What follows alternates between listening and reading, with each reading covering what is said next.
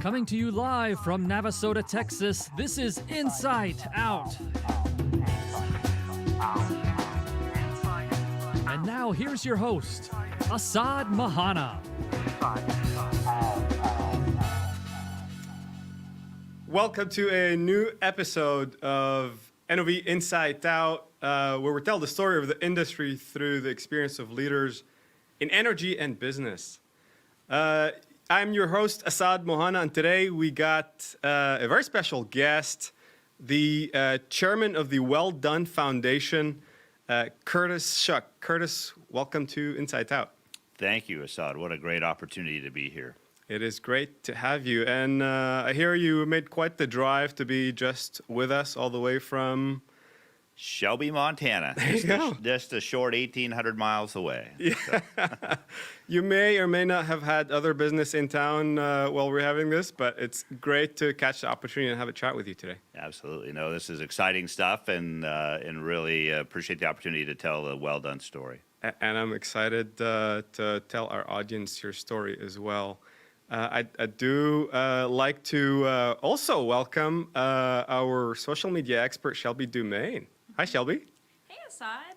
You know, I gotta say, I was reading up on you, Curtis, and I think one of my favorite things is that you are from Shelby, Montana. Yeah, how about that? I couldn't help it. I was like, hey, I feel like I need to visit. Yeah. But yeah, so if you watching the show today at home want to get involved, want to get your questions answered, whether you have a question for Assaad or a question for Curtis, the best way you can do that is by commenting. Whether you're on LinkedIn, Facebook, YouTube, just go ahead and throw your comment there. And I have my screens up here, so I'm on them throughout the entire show, reading your comments, seeing where you're from. I see right now Brazil, Indonesia, Venezuela, Malaysia. So happy to have everybody tuning in from all over the globe. And like I said, if you have any questions, go ahead and comment those, and we're going to answer as many of those questions live at the end of the show. So back to you, Assaad. Thank you, Shelby. See, everybody wants to see you, Curtis. That's awesome. Hear your story. Yep. I know bios don't give justice, but I have to go through the motion of reading how you got here.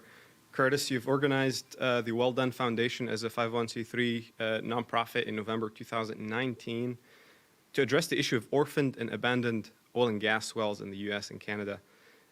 You're a veteran of the oil and gas industry. You have a passion for what you're doing. You've been in the industry for decades, supporting strategic supply chain initiatives for refined and service-related products with ports in the state of Washington.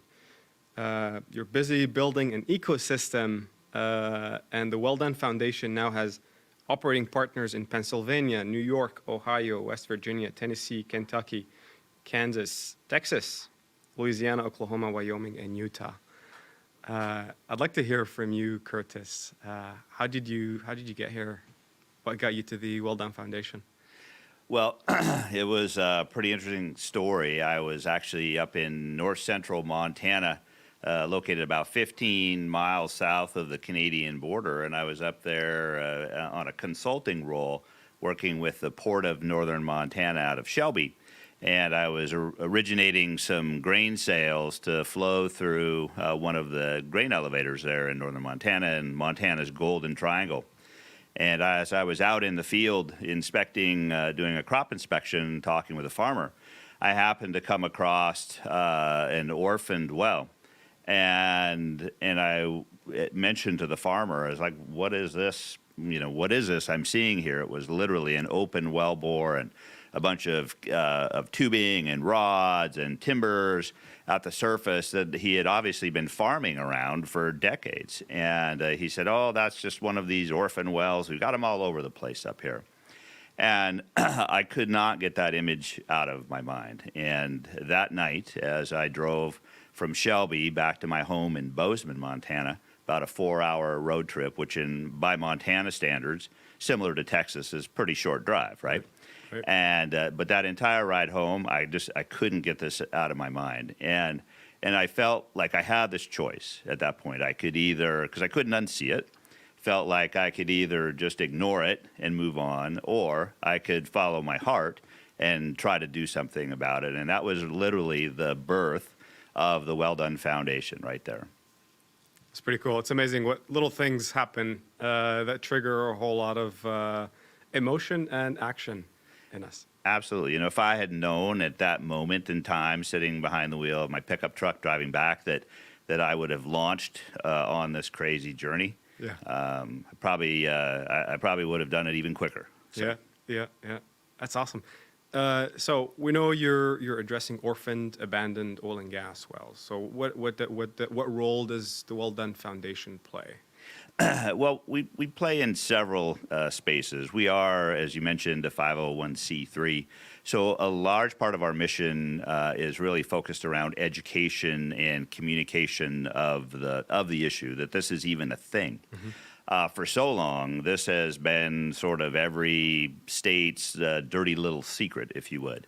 Right. Nobody was really bringing this to the forefront. And it hasn't been really until just recently, with a real focus on the emission, the air emission factor or component of this, right, that it's really kind of come to the forefront. So communication, advocacy is huge. And then, as you'll see, it's all about action. We're an action-based organization. So we felt that it was important for us to get out there and roll up our sleeves and start doing something about it. And that's really the message that we hope we can deliver to your viewers today is, it doesn't take much to change the world. You just have to take that first step. And to your point, Curtis, that's something that you can't do on your own. You need partners, you need communities to support you. How's that relationship build up? It's been a fun journey. It has been really critical for us in this nonprofit role to really focus on that development of those partnerships and relationships, from the farmer in the field whose property we're accessing to do the work, to the regulatory agencies, to the communities which we're actually doing the business in. And our industry partners who are helping to support us with, personnel and equipment.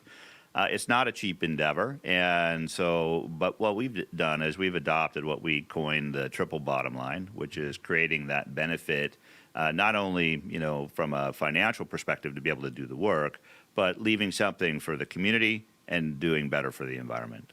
I really like that, Curtis, the triple bottom line. There's something in it for everybody. You bet. And I think it's a conversation that's growing maybe by the minute, just energy transition as a whole, but also how do we become better hosts, better stewards of our planet.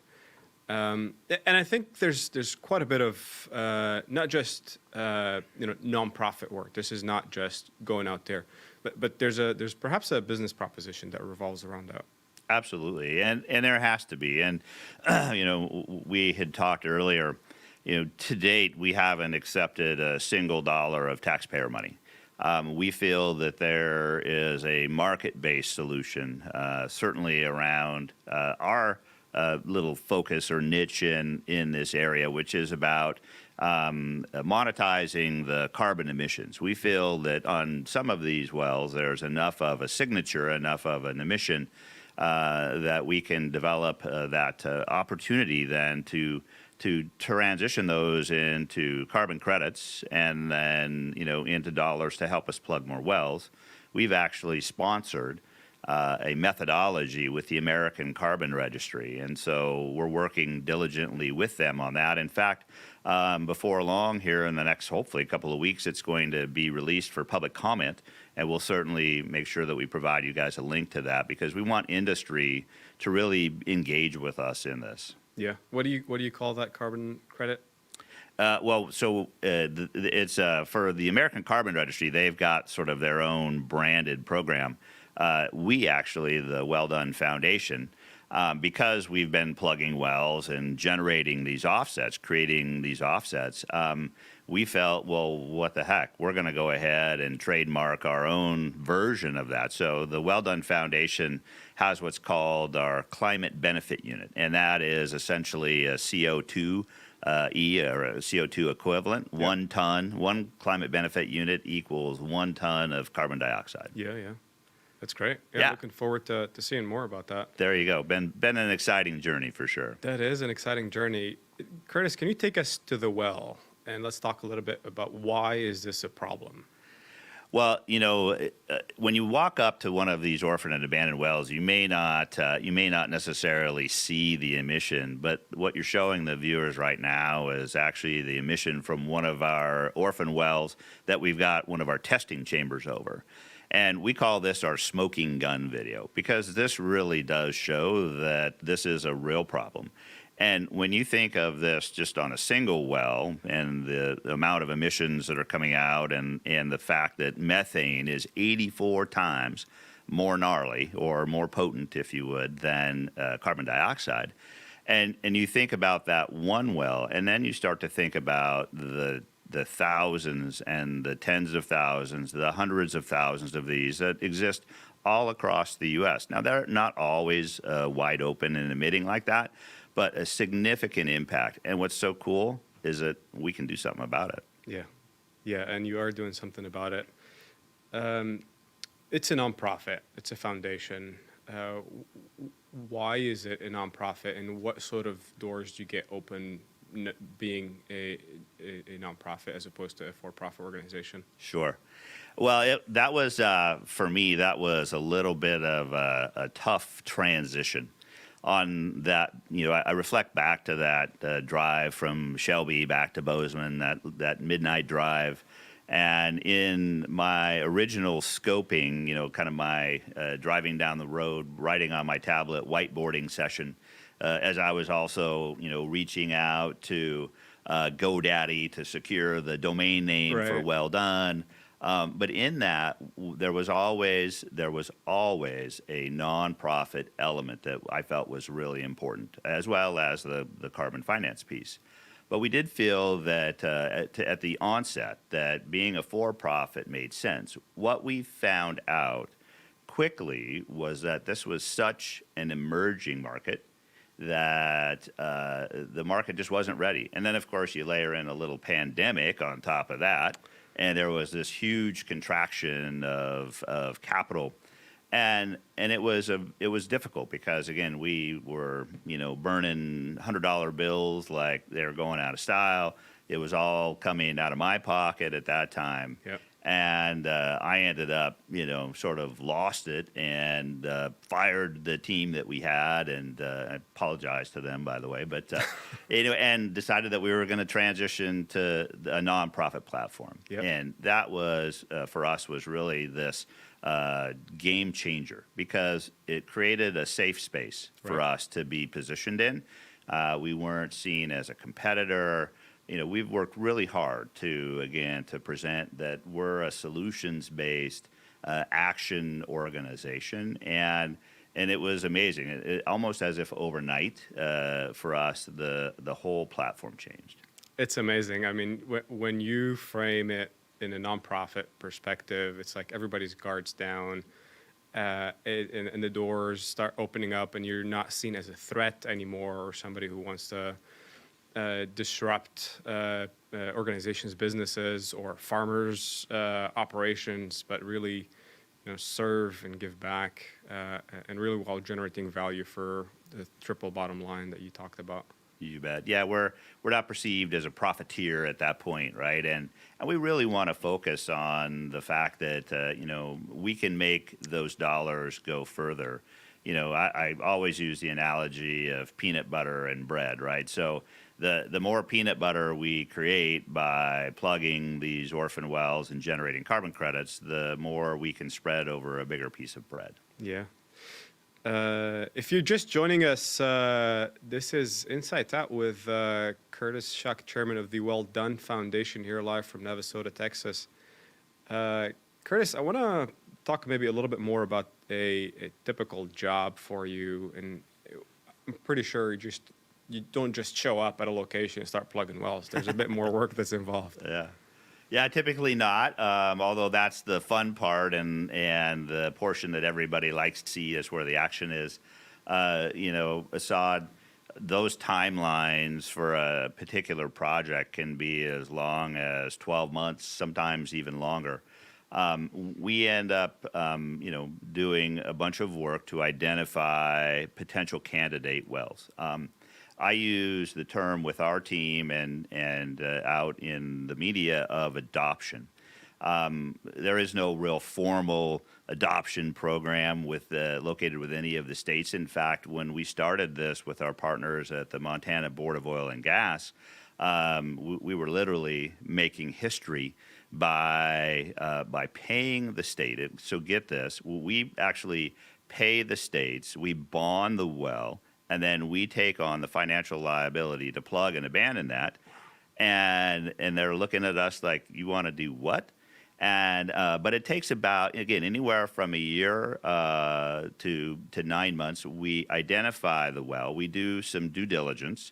We want to make sure that we can access the well, that we've got a relationship with the surface owner, that we understand what the general emission platform looks like for that particular well. Yep. And then at that point, we sort of have this go, no-go decision. And because once we adopt the well, similar to adopting a cat or adopting, a child, once we get to that point, it's for keeps. And we want to make sure that it's a good fit. So when the well qualifies and we're ready to do the deal, then we work with the states or the regulatory agency and perfect that. We post the bond, and then we really lean in to the meat of what we do, which is the monitoring and measurement, because that's at the end of the day, that's what really is going to make the difference. We feel that it's so important. Anything we're doing is worth measuring, right? Yep. And so we feel that it's so critical to be able to show that over an extended period of time, not just a one point in time kind of a grab sample, but over an extended period of time, which means that I am in the field all hours of the day and night through all of the cyclical seasons that Montana has to offer, from 20 below to nuking, 50-mile-an-hour winds to, fighting off the mosquitoes. And we create then this baseline for our emissions. And then finally, towards the end of that cycle, we'll schedule the plug.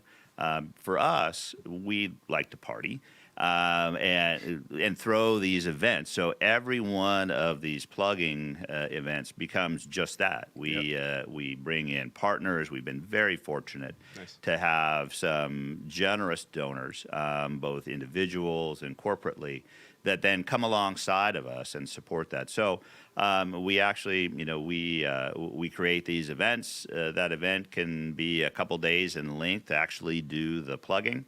And then at that point, we restore the surface, and that can take a couple, 3 days to a week, depending on how complex that side is. And you've mentioned some staggering numbers and ages of those wells before the show here. What's a typical well like? So we tend to find ourselves working in what we refer to as legacy oil fields, or also referred to as stripper fields or stripper wells. And these are wells that are generally at the end of their life cycle. There isn't a ton of economic value left, because if there was, some other operator would be in doing their thing. And so because they are, typically older in age, like we're working on some right now that are 100 years old. And so, you never know what you're going to get, even though we do quite a bit of due diligence, downhole and research on the well itself. They always hold their own little surprise. And so every well has sort of its own personality. And I go back to this whole adoption piece, similar to a cat or a dog or a child, is that, each one is an individual. So that can be exciting. And as we're kind of creating this relationship and understanding the well, we also do a lot of research to make sure that we can tell the backstory, right? Every well's got a name, every well's got an API number. And so we really like to dig into that, because we feel that it's important to express, for the industry, for the community, and for the environment, the benefits that this particular well has provided literally over decades. Right. Yeah. And you bring up a great point here. I mean, this well has served and created jobs over its lifetime for like you said, decades, 30, 40 years in some cases, are conventional wells that don't require the fracking that we see today in shale wells. And I think when we see the renewables industry grow, with space and real estate being an issue, I mean, these are large footprint wind farms and solar farms. I think oil and gas prides itself for leaving a smaller footprint of that well, but not of its emitting, and it's not plugged and abandoned. So there's a lot there to be taken from your mission there of let's keep that footprint reduced and end the life of the well sort of in a responsible manner. I want to maybe talk about for those trying to still figure out how big of a problem this is. What are we talking about here? What's the number of wells that need your attention and the industry's attention? Well, in the U.S. alone, the EPA has estimated that there are as many as 3+ million wells. I'll give a good kind of a baseline. So say there's 3.2 million wells across the U.S., hundreds of thousands in Canada. Globally, it just isn't a North American issue. Globally, there are, again, tens of thousands as well. And why we're so excited to be working with our partners up in Pennsylvania is that's kind of ground zero. The Drake well was the first well drilled in the U.S. The state of Pennsylvania alone has over 750,000. Oh, wow. And in fact, there are some that haven't been identified yet as far as located. And so, talk about a target-rich environment.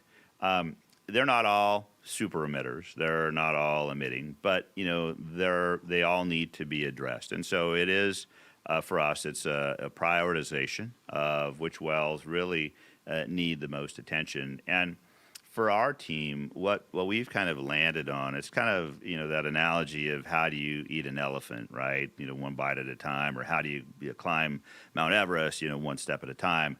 So for us, our tagline is one well at a time. Yeah. And, so as we're addressing this on an individual well by well basis, then all of a sudden it becomes a manageable effort. Yeah. Yeah, I really admire your approach in tackling that. It's a big mission, but it can only be done right with one well at a time. You bet. And hopefully it's contagious. It's something that people start picking up more and more. I want to maybe draw a parallel here, I don't know if there is one with the shale industry that's growing as fast depleting wells. That are we going to find ourselves maybe faster than multiple decades from today with these wells being owned by a lot smaller companies than the ones developing them today that are going to perhaps take decisions as they develop those fields? What can these organizations do today to prevent that from happening? Well, the one thing that is happening currently is certainly, call it bond reform or financial assurance reform, which is important, and that's really how we've gotten to the place that we're at right now with this huge inventory of orphan wells and not enough money to fix it. So I do applaud the states and the federal government for really taking a look at that from a policy side. But then it is also, it comes down to, just simply doing the right thing. And, with our group, we always talk about, doing the right thing is always the right thing. It doesn't matter, how what context you place it in.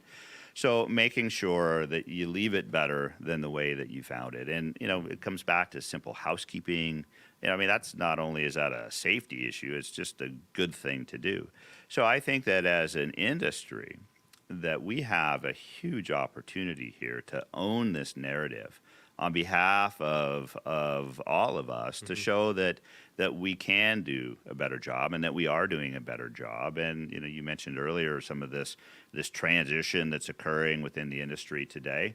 And the fact is that it's achievable if we're just really taking a thoughtful approach about how would we want that to be left if it was ours. Well said. Well said. For the curious geeks out there like me who want to know what the capital cost structure that's involved around plugging a well or plugging wells in the field, what's that like? You know, it of course varies from location to location and formation to formation. We use generally a lot of the areas that we're working in right now are more of a conventional vertical well, fairly shallow, not a lot of pressure, not a lot of heat that we're having to deal with. And so with those particular wells, we're finding that cost structure is right around $30,000 per well. Of course, again, and that's disclaimer that's, you know, kind of our, specific. what we're seeing today. And of course, the cost of the plug, the actual cement and the crew and all of that is just a component of the overall life cycle. Again, I mentioned, you know, from start to finish, it's a year where we've got legal work that we've got to do to perfect, you know, the ability to get the well into our possession. Because, again, remember, Assaad, at the end of the day, we have to take title to that well bore. Yep. We have to transition that over to the foundation, and then there's all of that monitoring that takes place over the year and or you know the 6 months or 3 months or 9 months, whatever that time period is. The writing of the report, the review of the data by all kinds of smart people, third parties, to make sure we're not out there trying to, you know, fudge the numbers, if you would. So it's a pretty interesting component if you look at all of the segments that fit into that cost structure. Yeah. It's interesting. There's you know, it could vary from location to location, from well to well, from service to service. But it's amazing how doable it is. Absolutely, yeah. That's what's exciting. And so back to that one well at a time, like we are just getting ready, I mentioned, to kick off a 4-well project up in northern Montana, where a company from Nashville, Tennessee, has adopted those wells. And so we're working, you know, again, with individuals, with companies, to do a sponsorship. And so as part of that, of course, you know, they'll get benefit from, you know, being able to talk about the emissions that they have stopped, and, you know, the good work that they're doing, not only for the community, but also how that fits into their own ESG platform, which is, as you know, is becoming, you know, a real social license these days. Yep, absolutely. Before I turn to our audience and Shelby, if we have any live questions, I want to ask you, what role does, first of all, the government play, and then what role does the industry play in this space? Well, let's start with the easy one first, which is the government, right? No, not kidding. But, so, you know, what we've found in working with our partners at the various state agencies that have direct responsibility for oil and gas. And I want to give a shout out again to the folks in Montana who really have been working with us to create this pilot program. We've got folks in Kansas that have been exceptionally keen on the work that we're doing and collaborative. And I was just yesterday in Shreveport, Louisiana, with the Department of Natural Resources head there. And, you know, what I appreciate with these folks is that they're really willing to be creative and, you know, obviously playing within the rules, but to lean into this as a collaboration to make it work. And so that's key. I think that collaboration is absolutely the platform. And from the industry perspective, again, I mentioned earlier that I think this is an easy base hit for us in the industry to really own the narrative around this issue. And to be able to take action on a really affordable basis, you know, again, one well at a time, to be able to step up and adopt a well. And we even take it a step further where we encourage volunteer participation, not on the rig floor, of course, but, you know, in some of the restoration work. And so it also creates this opportunity then for a company to be able to get their hands dirty, if you would, get some dirt under their fingernails and own a piece of that outcome, which is super cool. And perhaps innovate as well. Absolutely. And we're, that's what I think, these opportunities for on the industry side. One of the things that we are working on right now, and I mentioned that, we've got a research project going on at Montana Tech with their petroleum engineering school there, where we're looking at alternative materials in the cementing and in the spacer section of our wellbores. And the reason for that is that we think that there's a way for us to lighten up that carbon footprint, because there is a significant deduction that in the carbon accounting that we get for the cement that we use, even though we use as low of a carbon cement as possible. Yeah. So I think there's going to be this huge opportunity for industry. And then we talk about the measurement and monitoring side. We're literally just scratching the surface. That's so good. This is such a great conversation with you, Curtis. I want to give the chance for either Shelby or our audience to ask any questions we have. Shelby? Absolutely. So we actually got a question from Larry on LinkedIn, and I just want to say I can always count on Larry for some really great, insightful questions. Way to go, Larry. He tunes in pretty often, so thank you for your viewership. And I wanted to ask your question first because it kind of plays off what we were just talking about.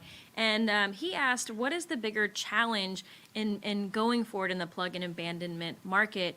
Would you say it's regulators or politicians? And I'll add, or maybe is there another challenge that you face? Well, initially it certainly can be the perception that the politicians or that the regulators have before they really get to know us. It's like, what's your angle? Get a lot of side eye when we first start to create this. They're wondering kind of what's our underlying motivator. But once they get to know us and work with us, they see that we're a team-based approach. Yeah. And so that, then all of a sudden those doors open up. So Shelby, I think for Larry, that direct answer is how can we create better awareness around our project, and then, develop those relationships so that we have a basis of trust. So how do you build that awareness? Absolutely. Yep. Awareness is key, and it's through some of our efforts in social media, yep. Through our efforts and web-based platforms.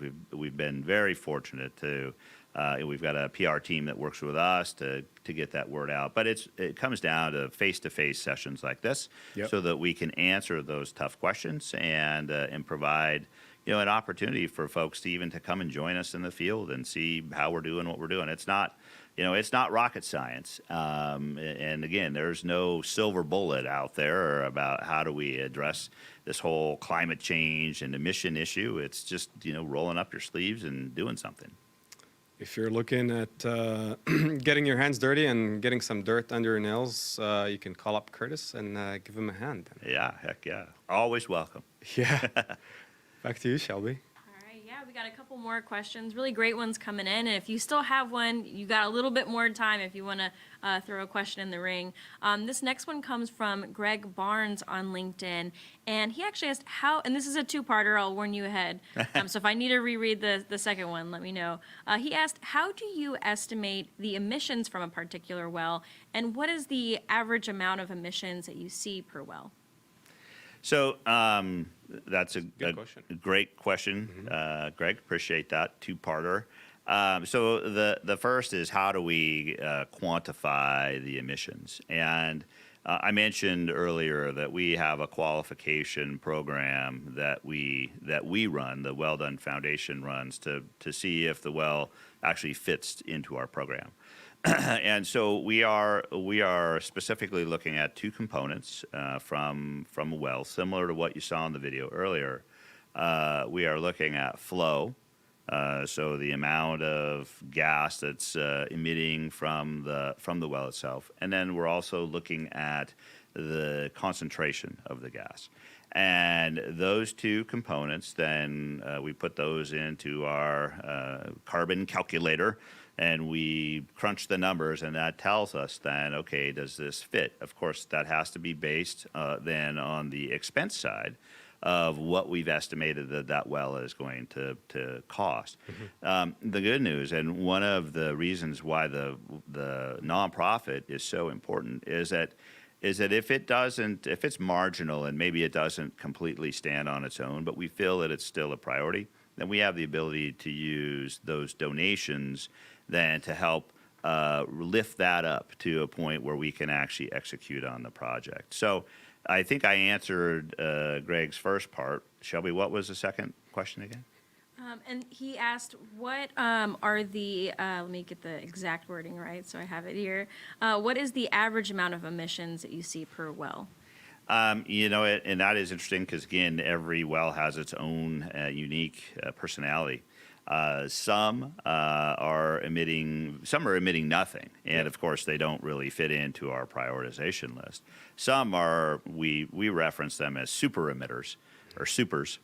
And in fact, yesterday was Super Tuesday out in Louisiana because we definitely identified some opportunities out there. But what we do then is we measure that well over a period of time, and we create, again, a baseline, an average, if you would, over a certain period of time. So again, from 0 to literally thousands of metric tons of CO2 equivalency on an annual basis. And, just picture in your mind for a second that video that we showed just a minute ago, and you think about that's just one well that's doing that on kind of an ongoing basis. But think about, the hundreds and thousands and hundreds of thousands of these wells that are out there doing that and that have been in that condition for decades. Right. It gets to be pretty staggering. So, what we do once we determine what that emission factor is, and that will also drive for us the importance or the prioritization of where that fits on the plug list. I like the measurement aspect of the precision in that. It's a very important way of prioritization and making sure you have an impactful campaign. You bet. And we're very thankful. We are literally writing the book on this right now. There's no methodology that exists or has existed in this particular space. Right. We are very blessed and fortunate to have partners working with us. One of those partners on our side of the fence is a company called Radical out of Calgary, Alberta, and they're helping us on the carbon accounting side, developing ways to measure and quantify that gas. And of course, I mentioned our partners at the American Carbon Registry, who are working with us in the development of this methodology. But this is emerging tech. I mean, literally every day we're discovering something new. And I'm going to give you a really quick aha moment that we've had up working in the Great Plains, the downslope side of the Rocky Mountains there in Montana. And that is the influence of that gas emission with a wind event. And as you can imagine, the wind always blows, not always, but often blows in Montana. So as we started doing our continuous monitoring program across these, periods of time that intersected with these wind events, we saw this huge spike in emission. And while we always thought that was a thing, now we've got the unequivocal data to be able to back that up. And that influence on emission is not just a little bit. We're finding that is 2 and 3 and 4x what that well is emitting on kind of just a static basis. That's great. That's a great story. Shelby, thank you. I think we're about to wrap up here. If anybody has more questions, where can they go? So they can email us at socialmedia@nov.com if you have any further questions. And we'll get to as many as we can. And then we also have, Curtis, if you want to share where folks can find out more about the Well Done Foundation, we have that as well. Oh, thanks, Shelby and Assaad. Yeah, if you have an opportunity, we'd encourage you to visit us on our website, which is www.welldonefoundation.com. Of course, we're all over social media as well. And I think that you'll find that we're super transparent and engaging, and we would love to hear from you. And we've had the pleasure. Curtis, final words. What's your vision for the Well Done Foundation and your mission? Well, Assaad, I appreciate this opportunity, and we're just going to continue out there one well at a time to make a difference and leave it better than the way we found it. This has been an absolute pleasure, Curtis. Thank you for all the insight that you've shared with our audience. It's been great having you. Thanks for the leadership. Ladies and gentlemen, you've been watching NOV Insight Out here live from Navasota, Texas. From all of us here at NOV, I would like to thank your engagement. Shelby, thank you. Paul and Wayhan, and Kamal, thank you for supporting us in the background. Stay tuned for a new episode of NOV Insight Out next week, and a new episode of NOV Live with Lydia Brantley coming up next. And until I see you again, take care.